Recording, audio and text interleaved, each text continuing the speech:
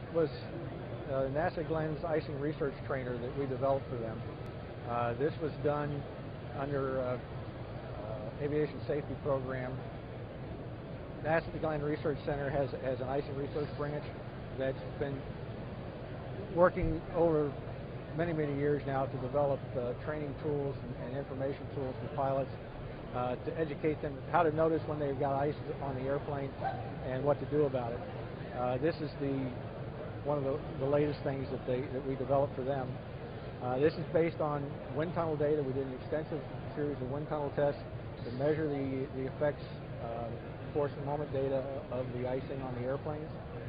From that, we made math models that we can fly the clean airplane or the airplane with ice, and put together this simulator for them, which is portable, so they can take this to different venues and do training. They've used this at the University of Tennessee Space Institute for training pilots there.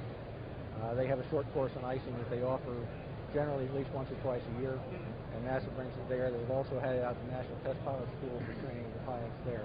This is what we have. This is the reason it was developed, was so that they could actually let pilots experience what the effects of icing were on these types of airplanes, because you don't really want to experience it the first time in flight when you're on an approach, and there's very little training being done in icing, and this is really the first icing simulator. Most of the trainers, they put some additional weight and drag on it.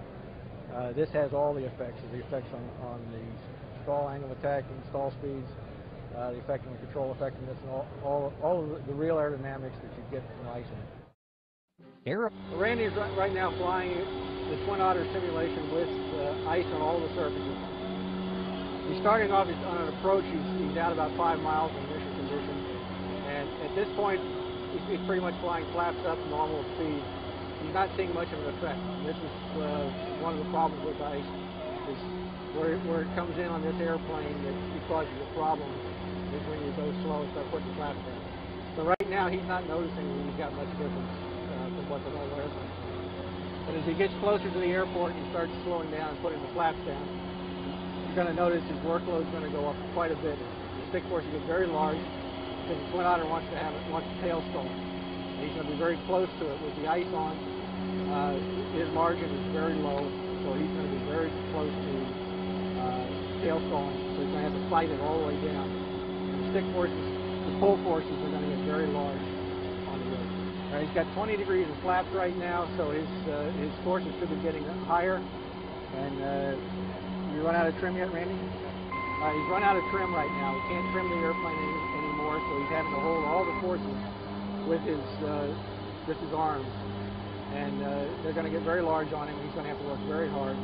He puts the flaps down further. He's got it down to 30 degrees of flaps now. So at this point, his workload's going up even more. He's having a hard time controlling the airplane, both in terms of its heading and pitch attitude, as well as the airspeed. Trying to control all three is going to be almost impossible for him to get down that way. So he's got full flaps on right now. His strategy right now is to try to get it on the ground, obviously, but his workload is very high. Now normally he's going to try to fly it. Normally the thing the pilot needs to do at this point is basically start pulling the flaps back up, because his workload is so high, he's having to hold that. His chances of getting on the ground are very low compared to what it would be in a normal un-ice situation. What we've got on here is the amount of ice that would accumulate on the leading edge of the surfaces with a 22.5-minute exposure to ice condition. It's a classic double horn shape on the leading edges of the surfaces. That's common for that type of ice building. There's several different types of ice, but this particular one is what you would encounter in a fairly severe icing situation with either no or inoperative icing protection.